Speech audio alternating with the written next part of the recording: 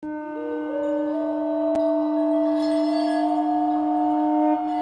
Ciudadana presenta México y sus historiadores, episodios y personajes de nuestra historia en voz de sus investigadores. Conducen Elsa Aguilar Casas y Pablo Serrano Álvarez.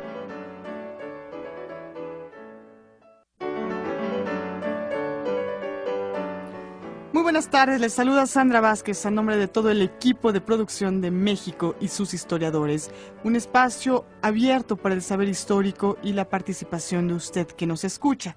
También saludo con gran gusto al público que nos sigue a través de Radio México Internacional, la estación virtual del IMER, en www.radiomexicointernacional.imer.gov.mx. Y es un gran gusto saludar a Pablo Serrano Álvarez, conductor de este espacio. Pablo, ¿cómo estás? Buenas tardes. Hola Sandra, buenas tardes amigos radioescuchas. Aquí estamos en una emisión más de México y sus historiadores. Hoy conversaremos sobre nuevas breves historias de los estados de la República Mexicana. Esta colección del fideicomiso Historia de las Américas que presentan en coedición el Colegio de México y el Fondo de Cultura Económica consta de 31 volúmenes. En ellos se expone el desarrollo histórico de cada una de las entidades del país desde su primer poblamiento hasta su plena configuración. El elenco de autores está formado por profesionales de la historia u otra ciencia social, oriundos y vecinos del estado que estudian. Para descubrir los detalles de esta colección conmemorativa del Colegio de México, nos acompaña la doctora Alicia Hernández Chávez.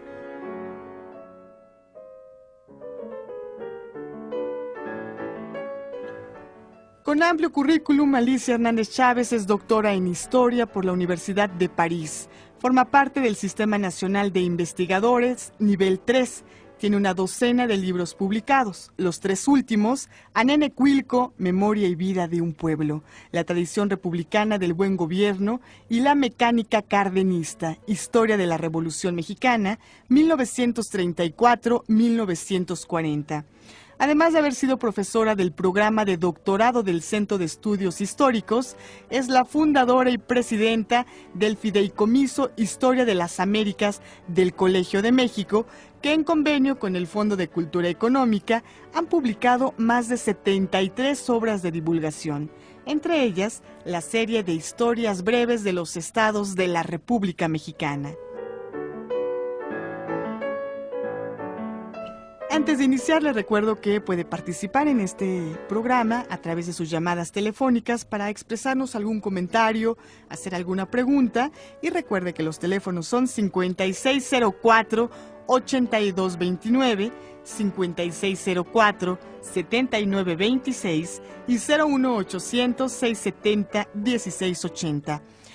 Como cada semana contamos con obsequios para usted y en esta ocasión se trata de 5 ejemplares del libro Un siglo de luchas sociales en México, 1876-1976.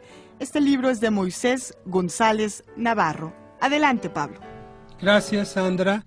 Bueno, es un gusto enorme que hoy nos acompañe la doctora Alicia Hernández Chávez. Buenas tardes, Alicia. Hola, ¿cómo está, Pablo? Me da mucho gusto estar con ustedes porque creo que llegar al auditorio, al radio escucha que tienen después de 5 o más años de labor es un privilegio para un profesor tener este medio de difusión. Gracias por invitarme. No, pues gracias a ti por venir y a presentar una super mega colección de historia.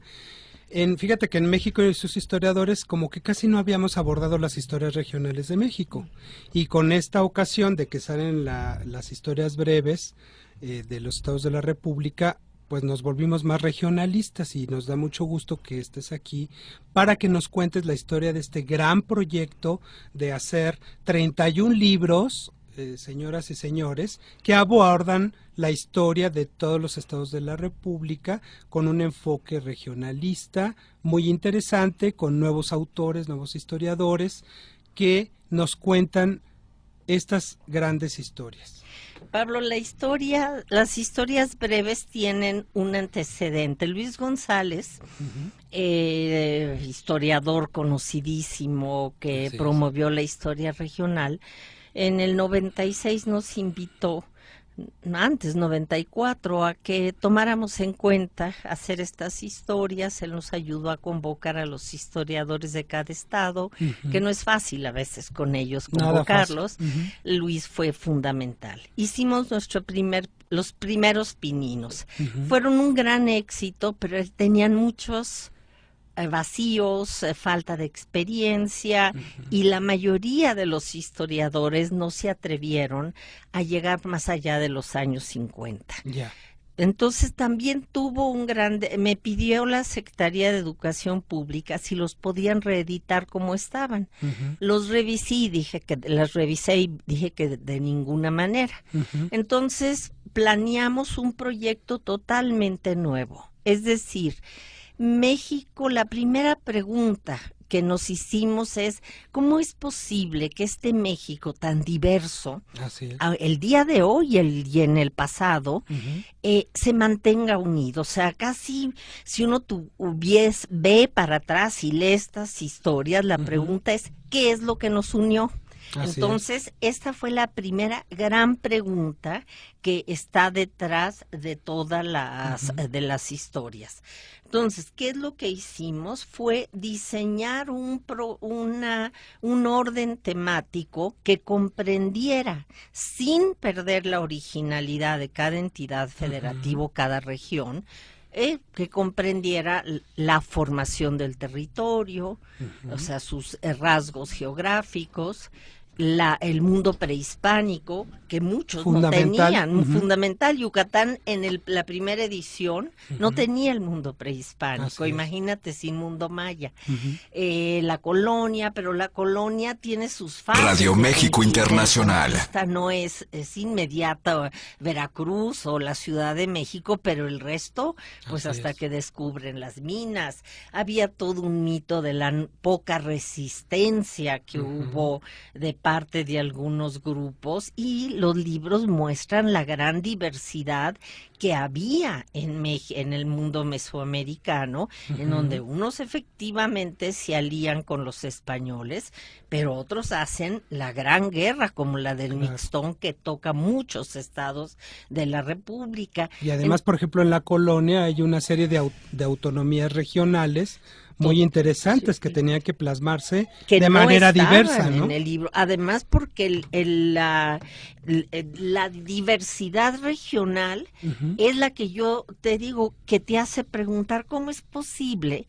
El corazón de Mesoamérica se entiende que había una articulación y un tejido social que permitió que los españoles se asentaran en él. Por supuesto. Pero ¿cómo entender cómo se articula con la Ciudad de México vía Veracruz y España este norte desértico? Yo vengo de Ciudad Juárez, digo, y yo sé lo que allá las dunas de Samalayuca son un peladero de arena, ¿no? Así es. Bueno, entonces rediseñamos Conquista para señalar sus etapas, la colonia y sus instituciones, el siglo XIX y el siglo XX. Cuidamos muy bien en que era incomprensible, y la historia tiene que dar respuesta a las angustias y problemas que hoy nos enfrentan, y solo los entiendes si entiendes el siglo XX y XXI, por no ir más atrás. Entonces realmente pusimos gran empeño en desarrollar las problemáticas que aquejan el mundo contemporáneo a lo largo del siglo XX, y con mucha atención a los 10 años del siglo XXI. Creo que ese es el gran éxito de estas historias. Claro, porque en la del 97, como tú decías antes, llegaban hasta 1950, cuando mucho. Y otros al 40. Unos esquivaron hasta los 80, pero... Sí, pero muy mal. Muy general, ¿no? Sí, todos tuvieron miedo de entrar a a preguntarse qué nos pasa, Claro. qué somos y cómo, por qué estamos como estamos y cómo hemos enfrentado en el pasado el mundo y crisis como las que vivimos hoy. Claro. Entonces realmente fue un gran esfuerzo de 3 años, muy enriquecedor. Se cuidaron estos libros por el fondo, por el grupo que trabajó conmigo, los autores. O sea, son libros nuevos, con muchas preguntas, muchas respuestas tal vez, pero más que respuestas son interrogantes que intentan responder a cómo esta diversidad étnica, cultural, política, fuertes regionalismos, a lo largo de su historia han sabido superar lo que parecía que se nos fracturaba y venía abajo y unirse y mantenerse unidos. Claro. Decía Luis González y González desde aquella declaratoria tan famosa de Pueblo en Vilo en 1968 que la historia total de las regiones tenía que ser universal, y creo que esto se ha ido logrando poco a poco, porque en los 80s y en los 90s tuvimos como unas historias regionales medio fragmentarias, y con este gran esfuerzo que ha hecho el Colegio de México a través tuyo, pues lo que vemos es un conjunto de historias totales, globales, que abordan las distintas diversidades y heterogeneidades de cada estado de la República. Ahora, una pregunta que seguramente el público la tendrá en mente: ¿qué diferencia hay entre hacer historia estatal e historia regional? Esto después de una breve pausa. Los teléfonos de esta emisora son 5604-8229, 5604-7926 y 01800-670-1680. También contamos con una alada sin costo que es 01800-670-1680. Gracias.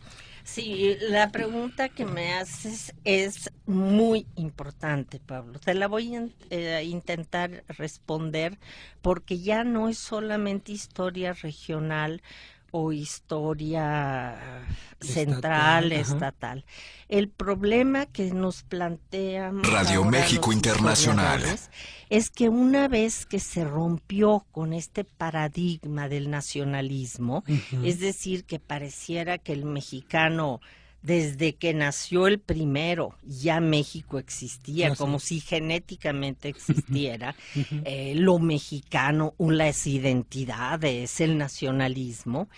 Empezó un intento de ruptura de ese nacionalismo que era centralizado, o sea, la historia era la Ciudad de México y sus gobernantes. Entonces, la era de Luis González, él intentó, creo que con algunas fallas, de revertir este proceso centralizador de interpretación y hacer historias regionales de los municipios, de los estados, para mostrar la gran diversidad. ¿Qué es lo que ocurre, creo yo, para el historiador y que es fundamental? Que fue una pregunta y una temática que subyace en estos libros, es que al romperse con la historia nacional, no se trata de revertirse sobre las regiones y hacer identidades sueltas, fragmentadas. No, somos parte del mundo. Entonces, lo que estas historias recogen es que México, al insertarse en la historia europea, siempre busca los nexos con Norteamérica, con Europa, con los Estados Unidos, y al contrario, a partir de sus regiones, a partir de fuertísimos intereses locales y voluntad de autonomías y soberanías locales, buscan integrarse en una historia que no es nacional en el sentido nacionalista, sino que forma parte de grandes regiones, y que no solamente somos mexicanos, sino que somos ciudadanos del mundo. O sea, tú pregúntale a un mexicano que vive en Chicago, a un mexicano en California, que regresa 2 veces al año a su patria chica, si se siente nada más mexicano o si no hay un nexo. O sea, somos una ciudadanía que tiende a abrirse. Entonces, estas historias creo que avanzan un poco más allá, rompen, por supuesto, con una visión central que todos allá de la Ciudad de México, pero no revierten la historia fragmentada hacia las regiones, sino que a partir de la especificidad, la originalidad de cada estado, vemos por qué y cómo se articula con la región vecina, con el centro. La regionalidad, digamos. La ¿no? gran regionalidad, pero que es no solamente territorial, sino que es más allá de las fronteras geográficas que tuvimos con la historia, los planteamientos de la historia pasada. Sí, porque se había caído, Alicia, si tú estás de acuerdo, en este tipo de fragmentación regionalista como opuesta al centro y opuesta a lo nacional. Sí. Entonces, bueno, encontramos una historiografía que abordaba temas totalmente de poco interés para otras latitudes, digámoslo así, ¿no? Y para entender. Y es lo que decía don Luis, bueno, cómo la historia del pepino en tal año, en tal lugar, puede hacerse universal. Sí, ¿no? Por ejemplo, ¿tú recuerdas ese bellísimo libro de Arturo Barman sobre el maíz, el hijo bastardo? Sí, pues el maíz sale de América y recorre todo el mundo. O sea, bueno, no se diga el cornflakes, que es maíz, no es solo la tortilla. Entonces, las ideas, las costumbres, la Nochebuena es mexicana y sin embargo es ya del mundo. Así es. Y así si nos vamos a las ideas políticas, a las ideas económicas, hay tal interacción entre los hombres, las ideas, y ya fuera por vía de los misioneros, por la imprenta, o sea, es un mundo mucho más México, es un mundo más dinámico, y no a partir nada más de la radio o de la televisión, sino que estaba desde entonces comunicado. ¿Cómo decirle a los historiadores de hoy, Alicia, y a la gente que nos está escuchando, cómo lograr que estas interrelaciones, estas vinculaciones de relaciones sociales, de estructuras económicas, de sistema político, de cultura en cada región, se puede armar en una unidad lógica que trascienda más allá y que se inserte en lo que decimos siempre los mexicanos, nuestra gran identidad nacional, ¿no? Porque pareciera ser que estamos muy uniditos, pero que también somos muy diversos. Entonces, ¿cómo los historiadores que manejaste lograron impactar en la identidad nacional las identidades regionales? Bueno, yo creo que hay muchas cosas, un todo es como en una familia. La familia, pues el padre, la madre, a veces son inclusive de diferente entidad federativa o hasta son uno norteamericano, otro mexicano. Los hijos salen diferentes. Entonces es una gran familia la mexicana. Estamos unidos por lengua, y muchos inclusive por religión, que fue el pasado. O sea, la religión católica sin duda fue un factor de unión poderosísima, pero también por problemas comunes. La formación de lo que es hoy la República Mexicana, si bien formamos parte de la monarquía española y hubo un sentido primero de identidad y de instituciones, la audiencia, el virrey, los alcaldes, y una religión, una lengua que nos dio cierta unidad. En realidad, cuando viene la independencia, se fractura, se desgaja la república, y ahí viene la gran pregunta para saber por qué nos identificamos. Es decir, ¿por qué no nos hicimos 3 repúblicas como Centroamérica o más? O sea, en Sudamérica y Centroamérica, con la independencia se partieron lo que eran las unidades territoriales de la monarquía. ¿Qué pasó con Chiapas y con Yucatán? Sí, pues Yucatán y, Guatemala, que se separa en el 21. ¿Qué es la gran pregunta que está aquí? Es porque que intentamos responder, faltarán todavía muchas historias, es qué nos mantuvo unidos, porque no nos reconocíamos. En la primera parte del siglo no ayudaba un estado al otro a defender, ni cuando invadieron los norteamericanos. Era fácil, no fue fácil que la Guardia Nacional de un estado saliera a defender a la capital de la República. Además, el gran debate entre federalismo, centralismo, era pues fue esto de las regiones, justamente. Sí, ahora la construcción de constitución de este país fue más de medio siglo. Y en realidad no es, como lo dijo Edmundo Gorman, cuando habló de que había una fuerte tradición monárquica. Nosotros no nacimos ni republicanos, ni con una identidad, y hago así entre comillas con los dedos, genética, sino que fue una construcción a base de una constitución, de una lengua, de una religión, de una educación que uniformó formas de pensar, que ahorita es lo que uno angustia. Preguntan, ¿cómo nos podemos identificar?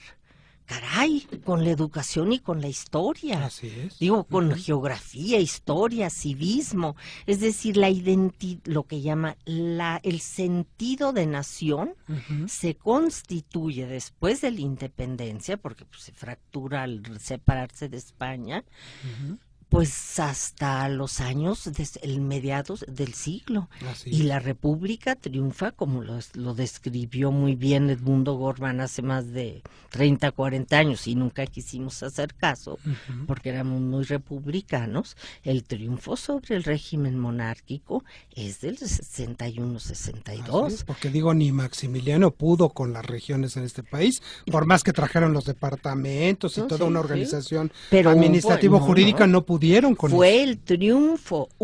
Yo creo que el sentido fuerte que vemos en los libros de hasta aquí y de integración del territorio y de concesión de un pacto más de tipo federalista viene no solo con la Constitución del 57, o sea, el constituyente es el 56, sino que cuando viene la invasión norteamericana, yo creo que hay un trauma nacional que nos hace por vez primera al chiapaneco entender dónde está el río Bravo. Es que fíjate que en el mexicano esa identidad de la emoción nos ha unido. ¿No? De decir hasta aquí, más no nos tocan. Hay momentos en que la sociedad reacciona y yo creo que en el 47 fue un momento traumático.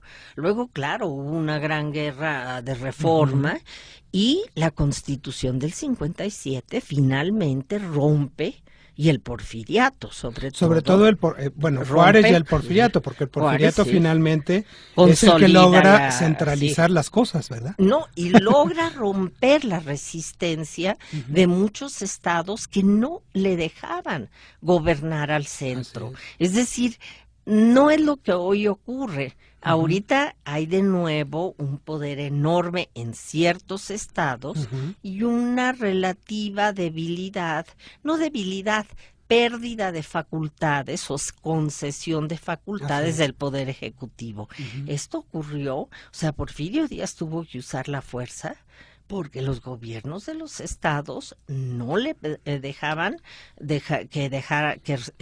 quitar al alcabala. Ese era su impuesto. Pero además, ¿sabes qué? Fundamental del porfiriato es que Porfirio no solamente centraliza el poder y la administración y la cuestión administrativo-jurídica, sino que esta alianza con las oligarquías regionales de extranjeros o hacendados, nativos, etcétera, que fue fundamental para la política pública y de ordenamiento del territorio. El ferrocarril, la gran revolución tecnológica de Porfirio Díaz es el ferrocarril que el mismo tendido tenemos hoy. Claro, digo, no, nada más que empeorado. ¿Qué me dices, no? Bueno, las carreteras, esas ya son obra del siglo XX. Pero esa confabulación, digámoslo entre comillas, de las oligarquías con el poder central es lo que le da identidad a los estados de la República. Creo que todos los libros caerán en el porfiriato, en esta, digamos, estructura económico, político, social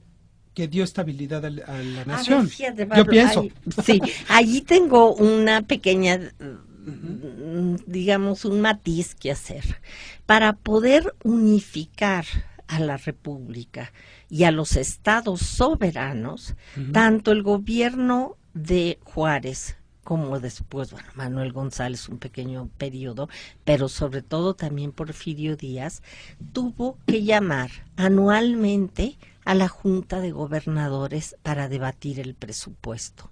Y ese hecho de que de Matías Romero al 84, que se reúnen los representantes de Hacienda de los gobernadores y logran diseñar un presupuesto federal donde se estimula la educación, se debate en una mesa, como hay en Estados Unidos hoy, la Junta de Gobernadores, y eso se suprime en el 84. Es decir, el problema que hubo en el porfiriato es que logró unir a base de no acuerdos ni pactos, sino negociaciones en una mesa con Seguro. todos los gobernadores. Seguro. Vamos a una pausa, Alicia. Adelante, Sana. Así es, Pablo, le recordamos al público que hoy tenemos para quien se comunique y comparta algún comentario, alguna pregunta dirigida a nuestra invitada, el libro Un siglo de luchas sociales en México, 1876-1976, de Moisés González Navarro. Los teléfonos son 5604-8229, 5604-7926 y nuestra alada sin costo es 01800-670-1680. Volvemos en unos minutos aquí a México y sus historiadores.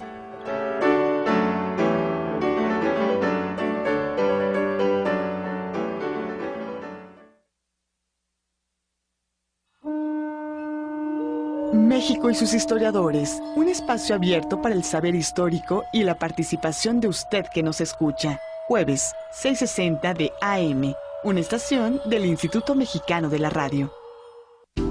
Aquí producimos, programamos y transmitimos radio pública con 50,000 watts de potencia. XEDTL. Somos Radio Ciudadana. Todas las versiones.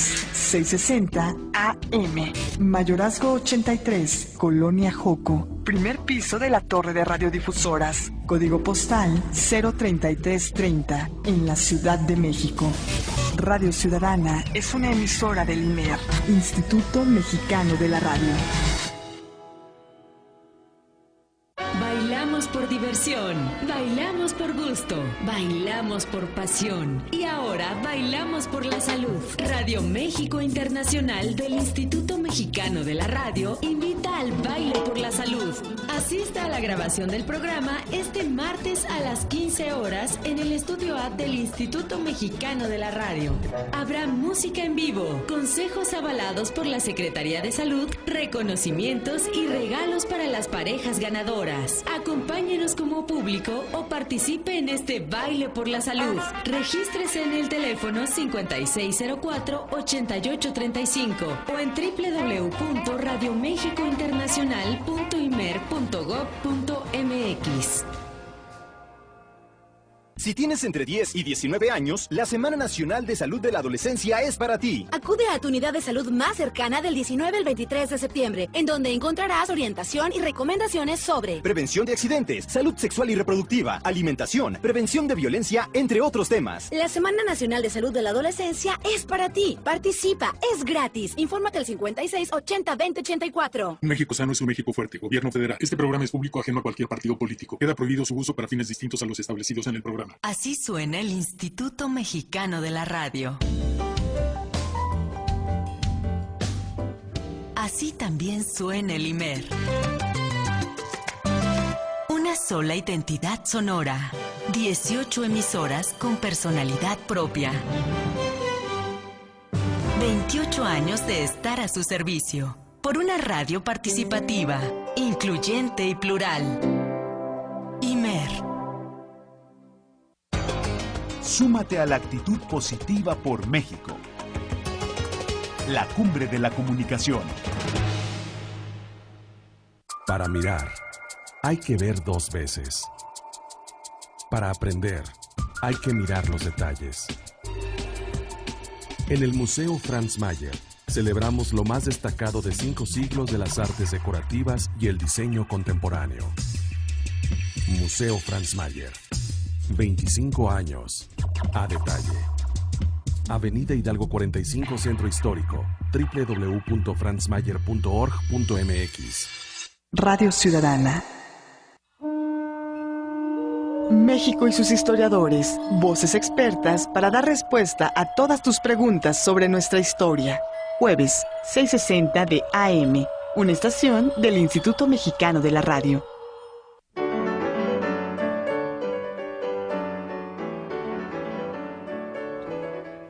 Estamos de regreso hoy en México y sus historiadores bajo la conducción de Pablo Serrano Álvarez.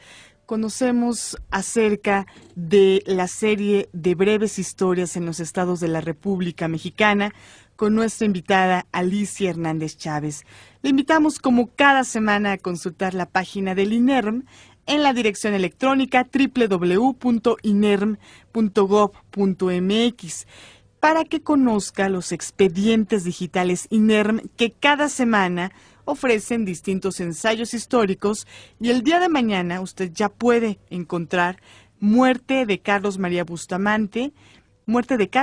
Bustamante, el historiador insurgente de Miguel Ángel Fernández Delgado. Y también estará por ahí Francisco Bulnes, un escritor controvertido, de Paula Ruiz Ham. Recuerde www.inerm.gov.mx. Gracias, Sandra. Bueno, y también un anuncio. El próximo miércoles habrá foro académico allá en San Ángel, en el INERM. Hablaremos de los 190 años de la consumación de la independencia y nos acompañarán 3 historiadores muy importantes, como es la doctora Guadalupe Jiménez Codinach, el doctor Rafael Estrada Michel y la doctora María Carabe, que hablarán con ustedes, charlarán toda esta tarde sobre la consumación de la independencia. Así es que están cordialmente invitados a las 6 de la tarde el próximo día miércoles a que vayan a pasar una tarde rica escuchando historia. Y también les recuerdo que el INERM cuenta con su página en Facebook, lo pueden buscar como INERM y enterarse de todas nuestras actividades y publicaciones y demás. También está mi Face personal, Pablo Serrano Álvarez, para que nos escriban y incluso pues si tienen alguna opinión sobre este programa, pues me lo hagan saber. Alicia Hernández Chávez, el porfiriato fue definitorio para las regiones, para los estados, pero más definitorio fue la Revolución Mexicana, porque después de que viene la Revolución Mexicana hay una dispersión del poder y pues como que se alocan todas las regiones, ¿no? Y todos los actores políticos y sociales. Y bueno, asunto que no se puede determinar o establecer como una estabilidad hasta el cardenismo, finales de los 30. A ver, Pablo, yo en todos estos libros me llamó mucho la atención cómo le dan pesos diferentes a lo que nosotros hacíamos en el pasado.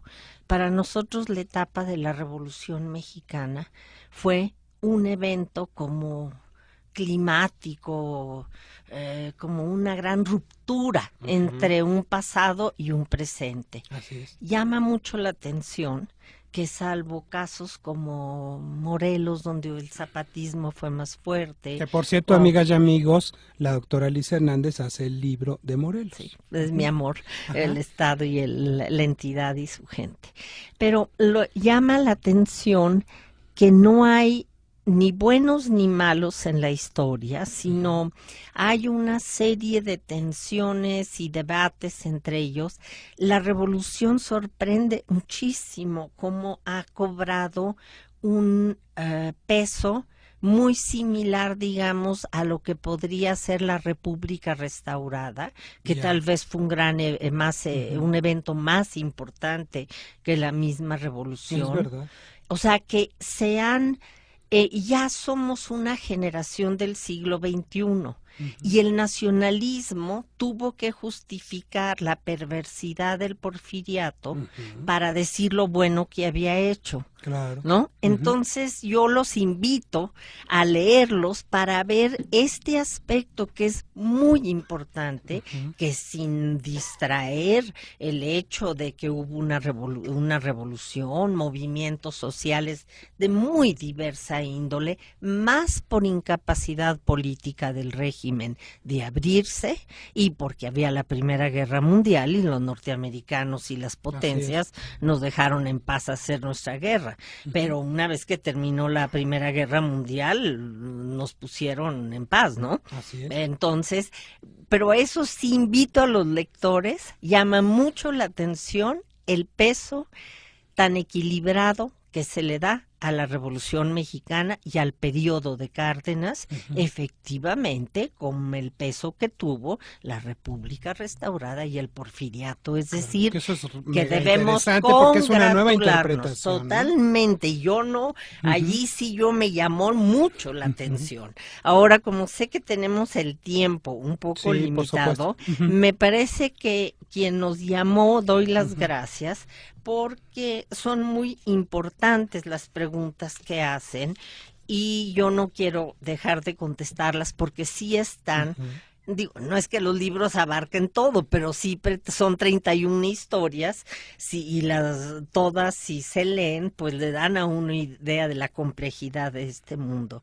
En primer lugar, a la pregunta de las grandes continuidades y de los indígenas, y a la vez de la diversidad, yo quiero hacer la primera forma de responderlo. Se he agrupado en 3 temas, 3 grandes preguntas: continuidades, diversidad, el problema indígena y la gastronomía. Comienzo por decir que la historia de México es un fenómeno único en el mundo cuando uno habla de mestizaje. Y el concepto de mestizaje no es que se casaran indios con españoles o mestizos con negros o mulatos. Sí, eso dio origen a que pues seamos un poco más morenos que otros, ¿no? Claro. Y que seamos muy diversos físicamente. Pero el mestizaje fue cultural, culinario, de formas, matrimonios de unas regiones con otras, movilización de gente como ahorita. Es decir, el mestizaje, tomémoslo para que nos entienda en nuestro auditorio. Yo voy a Oaxaca y hay comunidades enteras que migran a California y hasta Alaska y reconstruyen allá sus usos y costumbres y regresan a Oaxaca a festejar sus fiestas patrias. Es decir, que el mestizaje mexicano fue el fenómeno único que no se ha estudiado en todas sus dimensiones para entender por qué se forma lo que llamamos el ser mexicano o la República Mexicana, para no hablar de identidades, que no me gusta el concepto. Bueno, entonces hay una gran continuidad gracias a este mestizaje. O sea, la tortilla se come en la República, el cabrito será del norte pero se encuentra acá en el Estado de México, el moli, que es prehispánico, pues son chiles molidos en todos los estados, hasta en el norte lo encontramos. Entonces hay una gran continuidad gracias a este mestizaje.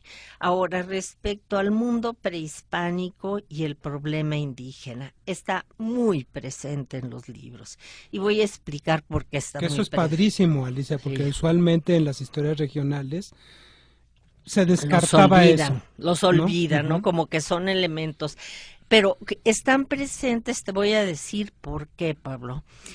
Cuando la Secretaría de Educación Pública o la Comisión de Educación que está ahí decidió, no recuerdo, ya hace más de 8 años, no sé creo que fue durante el gobierno de Fox, que la historia prehispánica había que limitarlo, disminuirla o desaparecerla de la historia.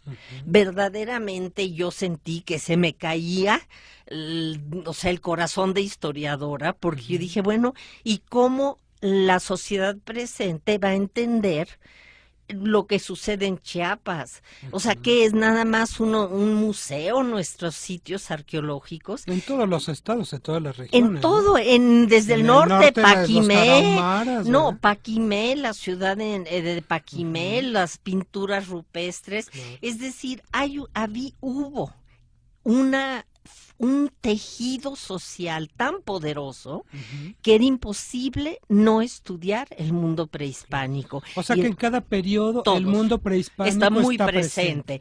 Y al día de hoy, en el siglo XIX y XX, está presente en el XIX el problema que comportó el desconocer las etnias y las corporaciones y el tratar de uniformar bajo un concepto, el de la ciudadanía, es decir, que todos somos ciudadanos con derechos iguales. Se explica, eso también es muy fundamental, claro. Se explica en los libros la dificultad que hubo de integrar a toda la sociedad civil, a grupos indígenas, porque el sistema judicial del 19, del 20 y presente, como tú lo sabes, Pablo, es el más débil de todos. Y para tú conceder condiciones de igualdad a los diferentes grupos indígenas, también les tienes que garantizar que la justicia es igual para todos. Claro. Y eso está presente, que la justicia fue el poder más débil de los 2 siglos y 10 y decenio que llevamos presente. Bueno, entonces, en cuanto a los indígenas, también están presentes porque tienen una tasa en el presente, Pablo. En los últimos capítulos vas a ver que hay muchos estados que han rescatado en sus constituciones, empezaron por Oaxaca, los usos y costumbres. ¿Por qué? Porque la tasa de natalidad de la población indígena es superior a la media nacional. Entonces están reproduciendo fuertemente, lamentablemente, con derechos aún desiguales, no iguales como la ley dice para todos. Que ahí participa un sociólogo muy destacado como Jaime Bailón, que participó en la ley de autonomías indígenas, ¿no? Que ahí hay que ver, o sea, ese es un gran debate que habría que sentarse en una mesa porque es algo que hay que leer con cuidado, ¿sí? Entonces, está presente inclusive el debate y el hecho de que en las constituciones como la de Morelos, la de Oaxaca, hay varias que tienen un capitulado en sus constituciones que rige para los municipios con usos y costumbres. No está atendido el problema indígena y crece. Es decir, es una población con tasa de natalidad más alta. Oye, Alicia, ¿y qué me dices de una preocupación actual que seguramente aparece en todas las historias de los estados? Las cuestiones de género. ¿Cómo les va a las mujeres y a las minorías en estas historias regionales, sobre todo en el periodo contemporáneo, que me imagino aparecerán por ahí en el siglo XX? Bueno, la verdad, el problema de género, entendido como varón, femenino, masculino, no creo mucho en que ese sea el debate, sino el debate es en la garantía de derechos iguales para la mujer y para el hombre. Es decir, todos somos ciudadanos independientemente del sexo. Entonces, en ese sentido se aborda el concepto de... Ahora, claro, se le adjudica a la mujer seguramente ser la inventora, la primera que cultivó, que sembró el maíz y por lo tanto salvó en el mundo a muchos del hambre. Se le adjudica o obviamente a la mujer, a la invención del barro, esa está presente la mujer, pero en el mundo contemporáneo, pues la mujer es una ciudadana más y no creemos y no insistí mucho en la parte masculina femenina. Hay otra cosa que preguntan del auditorio, Pablo, que es sobre las continuidades. Así es. Bueno, inútil decir las tradiciones, lo digo, podría uno hablar mucho, el mestizaje cultural comporta fuertes tradiciones como los nacimientos, la Navidad, las posadas, la costumbre, el trato entre las familias, las formas del matrimonio, o sea, hay toda una serie de formas de hablar, de vivir, de compartir la familia que forman la tradición, la lengua, o sea, hablamos español, castellano, pero hay un tema que es fuerte en todos los libros, así como lo es ese que me llamó la atención de la Revolución Mexicana. Ayer oía, o anteayer, no sé qué día, un programa en donde hablan, entre ellos Beltrones, el senador, de pasar a un sistema semiparlamentario. Yo los invitaría a que leyeran los libros para que vean que la primera constitución del 24 fue un sistema semiparlamentario, es decir, el Congreso nombraba al presidente, le nombraba el ministro o el ministro de Hacienda, le nombraba un consejo de gobierno y esto generó medio siglo de guerras y de conflictos, porque los estados no aceptaban, o sea, si bien la forma confederal con la representación en el Congreso la pedían los estados, dejaban muy pobre el presidente de la República, el poder ejecutivo hasta el 56-57 es un poder maniatado por el Congreso y no funcionó la historia, por eso invito a los legisladores a leerlo. Hay que decirle al Fondo de Cultura Económica que les mande unos libros, pues una coleccioncita. No, pues una coleccioncita más de uno y que los lean. Bueno, la otra entonces, eso sería muy bueno. ¿Cuál es una cosa que nos muestra, un tema elemental en todos los libros? Es que tenemos una tradición republicana, es decir, presidencial, hay un poder, venimos como Estados Unidos, o sea, cambia el Estados Unidos y métele un parlamento a la francesa, o no nos diga a la italiana, y está fuera de su tradición, de su formación, o sea, nosotros no copiamos ninguna Alicia, pero es que eso le pasó a don Maximiliano, porque vienen y establecen incluso una división territorial totalmente ajena a la idiosincrasia mexicana. Sí, como una república, como el sistema unitario francés. Que afectó muchos intereses. Y dijeron no, y por eso duró tan poco. Entonces, ¿qué es lo que sí es una gran continuidad y que yo os invito a los políticos y a algunos colegas historiadores a ver por qué fracasó un sistema semiparlamentario que está en la Constitución de 1824 y una fuerte continuidad, tradición, manera en que los mexicanos queremos vivir, que es la República Federal, es decir, con equilibrio y pactos o equilibrio y una asociación debatida, discutida y responsable entre estados y gobierno federal, pero no creo que ningún mexicano ni siquiera sepa lo que sería pasar a un sistema semipresidencial a la francesa. Eso lo intentaron en el gobierno de Salinas, yo me imagino que José Córdoba, hasta quisieron cambiar el nombre a República Mexicana. Somos Estados Unidos mexicanos, y si buscan una continuidad en la historia, invito a que se lean de la Constitución del 24 al día de hoy, el poder que tiene el federalismo y el presidencialismo en el sistema. Alicia, ¿cuál es el estado de la cuestión actual del tema de los estados y de las regiones? Dijiste en algún momento que, bueno, como que el federalismo, como que la onda del presupuesto, como que ciertas autonomías andan por ahí. ¿Eso no contraviene con lo que está pasando en esta sociedad tan dinámica, compleja, heterogénea, que hay en cada estado ya?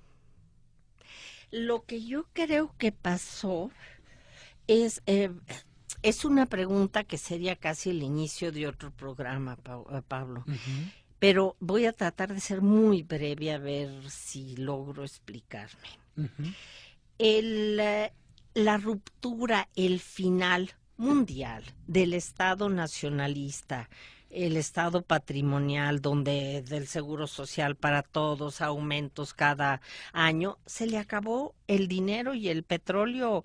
Si antes el petróleo pagaba el 70% de esos gastos y los impuestos, bien gracias, porque es un país del mundo que paga pocos impuestos, al ir siendo menos efectivo el Estado nacional y más costoso, y durante el gobierno de Miguel de la Madrid hicieron el estudio, 70% del ejercicio se iba a gasto administrativo y al hospital o a la escuela llegaba un 30%, es decir, el Estado quebró, el tipo de Estado nacional quebró, y entonces fue un proceso que revirtió hacia las regiones, algunas, las más poderosas, Nuevo León, Jalisco, Veracruz, Puebla. Jalisco, Estado de México, digo, San Luis, digo, depende, podríamos seguir y podríamos ofender a los que no mencionamos. Entonces, los estados naturalmente recuperaron el poder que nunca habían perdido, simplemente que la federación recaudaba cantidades enormes de petróleo. El sistema político no era democrático, no se elegían libremente ni los municipios, ni los gobernadores, ni el Congreso. Entonces, el voto libre, o sea, el ejercicio democrático en los estados los fortalece por fuerza, divide a la clase, enriquece en la composición de los congresos estatales y federales, y por lo tanto, pues yo digo que el problema actual es el del tránsito de un Estado nacional patrimonial muy fuerte a una recuperación. No digo que fácil, no, tal vez en nuestra generación no veamos el cambio, pero vamos hacia un nuevo equilibrio y un nuevo pacto federal. Y no se hace en un instante. Lo hicimos el Estado, que rompió con la falta de libertades políticas del porfiriato, tardó en reconstruirse medio siglo. Los ciclos, no es que uno quiera ser cíclica, pero más o menos son de generación y media. Alicia, ¿cuántos ejemplares se publicaron de cada libro? Ay, Dios mío. Porque esa es la segunda, pregunto, sí. Porque tiene que llegar a todo el mundo. Mira, ¿no? ese es el gran problema de que inicialmente, ahorita estamos gestionando ante el Congreso de la Unión una edición muy amplia, y sí, por 100 y tantos pesos menos el descuento que hacen alumnos, pues es un libro que debería de divulgarse mucho más. Inicialmente le habíamos puesto, porque pensábamos que sería el presidente de la República, que nos lo habían pedido así, una historia en cada hogar. Como todo en México, lo terminamos, porque ya sabes que el Colegio de México se precia de terminar siempre.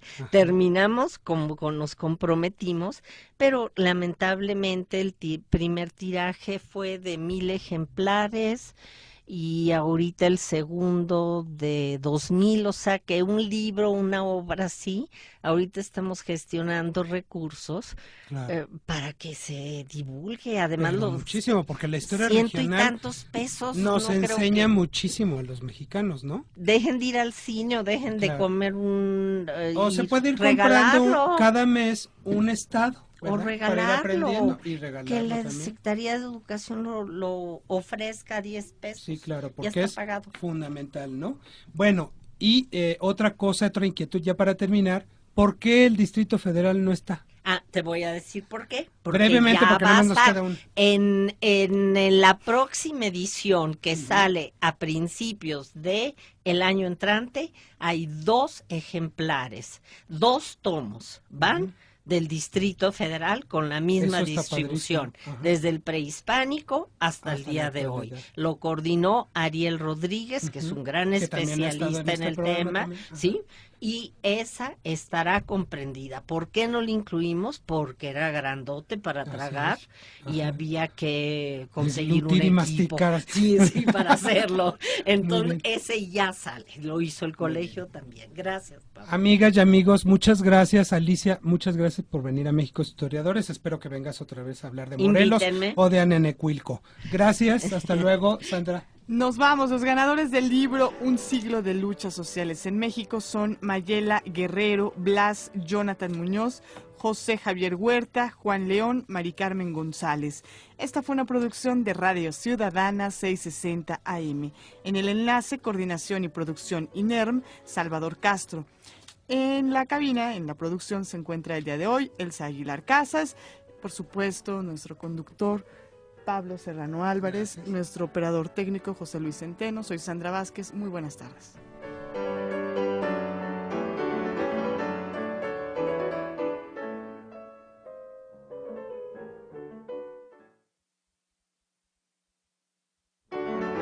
México y sus historiadores. Sucesos y reflexiones del pasado, hecho presente. Jueves, Radio Ciudadana, 660 AM. Instituto Mexicano de la Radio. Este programa se realizó en coproducción con el Instituto Mexicano de la Radio. Historias. Pablo, las historias breves tienen un antecedente. Luis González, historiador conocidísimo que promovió la historia regional, en el 96 nos invitó, antes 94, a que tomáramos en cuenta hacer estas historias. Él nos ayudó a convocar a los historiadores de cada estado, que no es fácil a veces con ellos convocarlos. Luis fue fundamental. Hicimos los primeros pininos. Fueron un gran éxito, pero tenían muchos vacíos, falta de experiencia, y la mayoría de los historiadores no se atrevieron a llegar más allá de los años 50. Entonces también tuvo me pidió la Secretaría de Educación Pública si los podían reeditar como estaban. Los revisé y dije que de ninguna manera. Entonces planeamos un proyecto totalmente nuevo. Es decir, México, la primera pregunta que nos hicimos es, ¿cómo es posible que este México...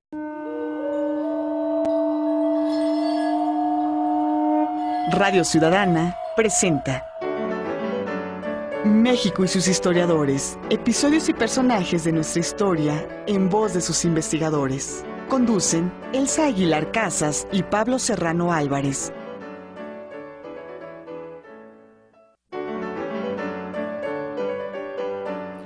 Muy buenas tardes, les saluda Sandra Vázquez a nombre de todo el equipo de producción de México y sus historiadores, un espacio abierto para el saber histórico y la participación de usted que nos escucha.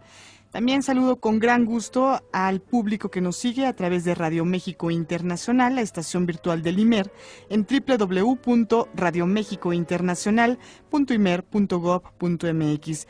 Y es un gran gusto saludar a Pablo Serrano Álvarez, conductor de este espacio. Pablo, ¿cómo estás? Buenas tardes. Hola Sandra, buenas tardes amigos radioescuchas. Aquí estamos en una emisión más de México y sus historiadores. Hoy conversaremos sobre nuevas breves historias de los estados de la República Mexicana. Esta colección del fideicomiso Historia de las Américas, que presentan en coedición el Colegio de México y el Fondo de Cultura Económica, consta de 31 volúmenes. En ellos se expone el desarrollo histórico de cada una de las entidades del país, desde su primer poblamiento hasta su plena configuración. El elenco de autores está formado por profesionales de la historia u otra ciencia social, oriundos y vecinos del estado que estudian. Para descubrir los detalles de esta colección conmemorativa del Colegio de México, nos acompaña la doctora Alicia Hernández Chávez.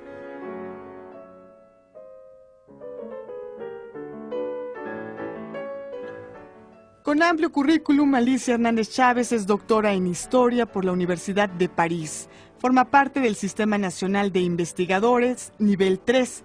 Tiene una docena de libros publicados. Los 3 últimos, Anenecuilco, Memoria y Vida de un Pueblo, La Tradición Republicana del Buen Gobierno y La Mecánica Cardenista, Historia de la Revolución Mexicana, 1934 Gracias, Sandra. Bueno, es un gusto enorme que hoy nos acompañe la doctora Alicia Hernández Chávez. Buenas tardes, Alicia. Hola, ¿cómo está, Pablo? Me da mucho gusto estar con ustedes porque creo que llegar al auditorio, al radio escucha que tienen después de 5 o más años de labor, es un privilegio para un profesor tener este medio de difusión. Gracias por invitarme. No, pues gracias a ti por venir y a presentar una super mega colección de historia. Fíjate que en México y sus historiadores como que casi no habíamos abordado las historias regionales de México, y con esta ocasión de que salen las historias breves de los estados de la República, pues nos volvimos más regionalistas y nos da mucho gusto que estés aquí para que nos cuentes la historia de este gran proyecto de hacer 31 libros, señoras y señores, que abordan la historia de todos los estados de la República con un enfoque regionalista muy interesante, con nuevos autores, nuevos historiadores que nos cuentan estas grandes 1940. Además de haber sido profesora del programa de doctorado del Centro de Estudios Históricos, es la fundadora y presidenta del Fideicomiso Historia de las Américas del Colegio de México, que en convenio con el Fondo de Cultura Económica han publicado más de 73 obras de divulgación, entre ellas la serie de historias breves de los estados de la República Mexicana. Antes de iniciar, les recuerdo que puede participar en este programa a través de sus llamadas telefónicas para expresarnos algún comentario, hacer alguna pregunta, y recuerde que los teléfonos son 5604-8229, 5604-7926 y 01800-670-1680. Como cada semana contamos con obsequios para usted, y en esta ocasión se trata de 5 ejemplares del libro Un siglo de luchas sociales en México, 1876-1976. Este libro es de Moisés González Navarro. Adelante, Pablo.